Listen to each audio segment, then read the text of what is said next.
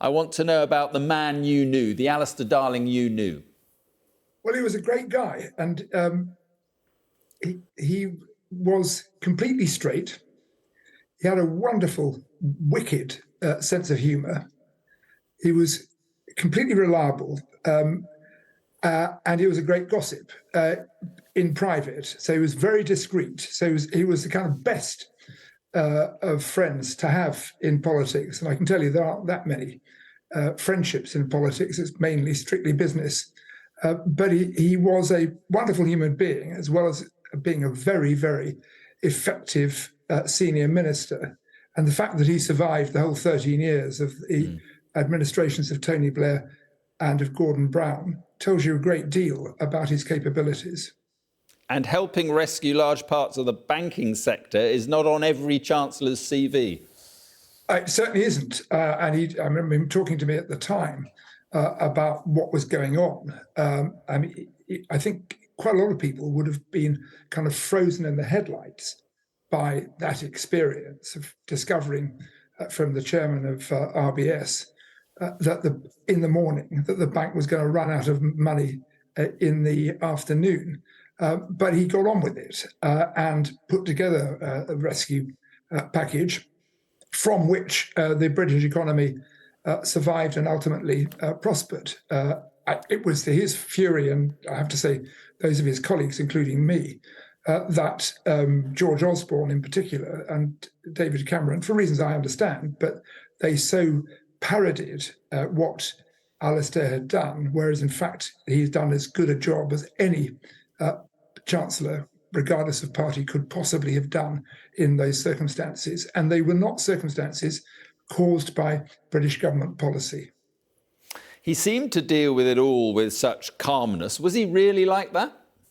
He was, actually. I think he was one of these people who was really comfortable in himself. He knew who he was, and that he kind of exuded that with others. So there are plenty of people who have a kind of public face and who are a bundle of nerves in private, or else they appear to be very bonhomous, but in private and not so private, they can be really cross and cross-patchy. But he wasn't that. And what you saw was what you got. And it was one of his very, very great strengths.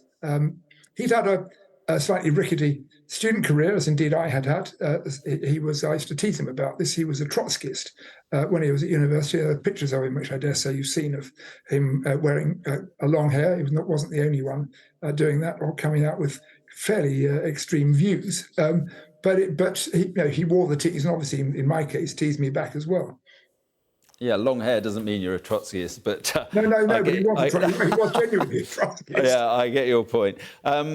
I was going to ask you, too, about the Scottish referendum. I mean, a key role insofar, I guess, is that he was there front and centre debating Alex Salmond. Well, he was, and he was exactly the right man to front up the campaign, as Alex Salmond, who's been generous in his tributes during the course of the day, said that although the referendum had been called by David Cameron, Cameron had the sense not to put a Conservative in to argue the Unionist case. That needed to come from the left rather than the right. And at that stage, we had a big majority of seats in Scotland. And Alistair was the right man to do it because he could do it calmly. People trusted him. That was the crucial thing about him. And they trusted his Scottishness, which he didn't wear on his sleeve. I'm sure he did have a kilt. Some Scottish colleagues used to parade around sometimes in the Palace of Westminster, but he didn't.